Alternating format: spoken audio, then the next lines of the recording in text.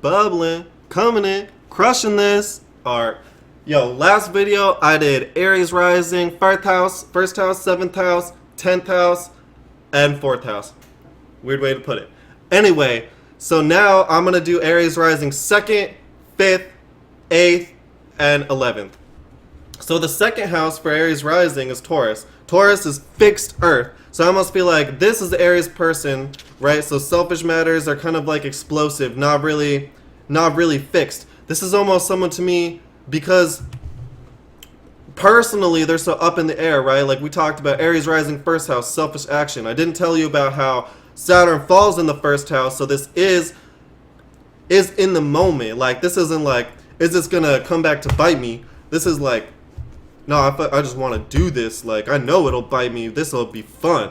So, when you get to the second house and this is fixed, right? Your values are fixed earth, ruled by Venus. So this is good. Like, this is things you can enjoy. But to me, it's, and the moon exalts there. But to me, this is almost like things that you can get lost in. It's almost fixed. So it's like, Aries rising has certain values, has certain things that they might come back to, like the fourth house, that maybe they overindulge into, right?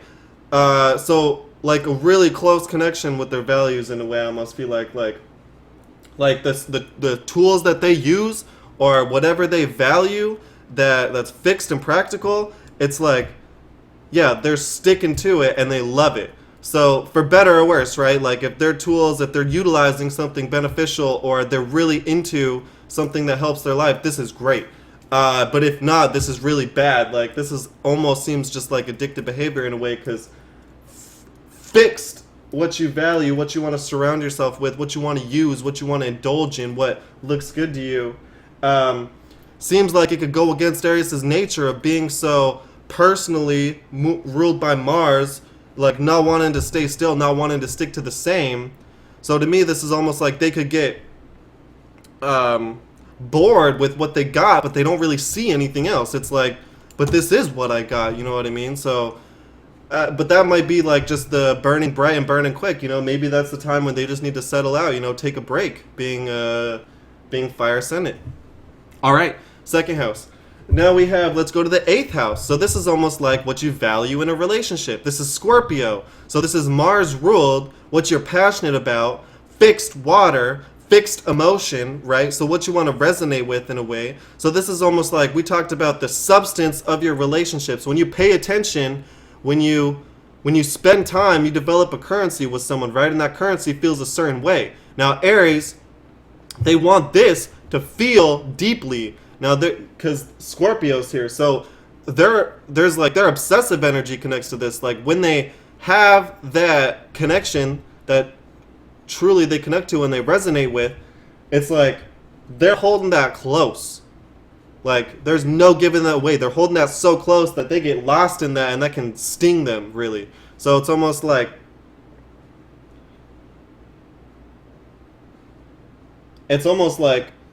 holding the relationships that you value like too close, almost in a way. Now, like, look, if you value right things, hey, that's perfect. Like, you get addicted to that, right? And you flourish. But this can also get you lost in the currency of your relationships, to where like you're hitting it like a drug, really.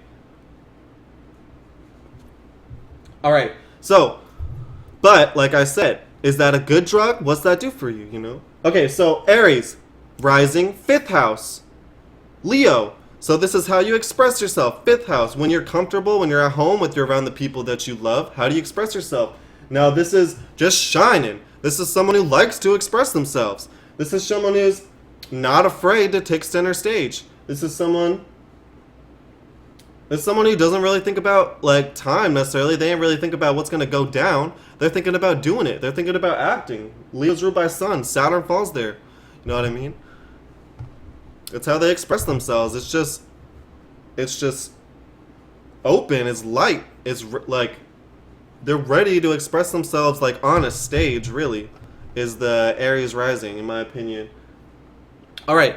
Now, so that the fifth house crosses to the 11th house, and this is more so like how you can express yourself in public. So this is more like how you relate with your associates.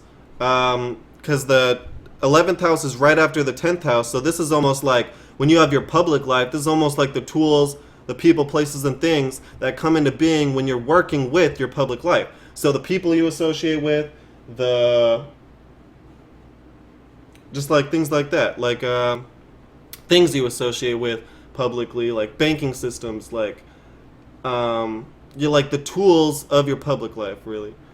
So yeah, like what you utilize publicly. So anyway, this will be like also like how you express yourself publicly. So Aries rising person would be almost like behind the scenes. It's almost like Capricorn 10th house, like publicly they would have been initiating their dreams, like they're working on their thing, right? So once they're out there in the world associating with other people who have similar dreams, they're all just taking it in.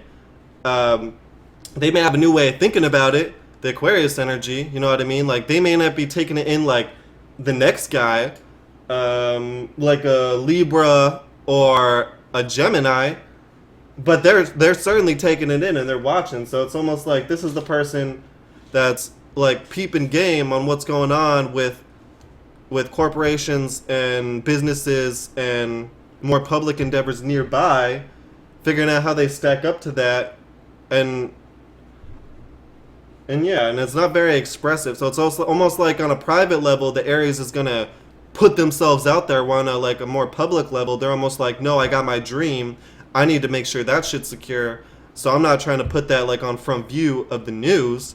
Like that's for my peeps. So they're almost the ones out there watching. They know what's going on, but that don't mean they're going to be a part of it publicly unless it's their show, right? They're not going to be going into another business's party because they were invited and really like being seen, like trying to interact, trying to do anything like that. No, they're gonna be there, all right, but you're not gonna see them.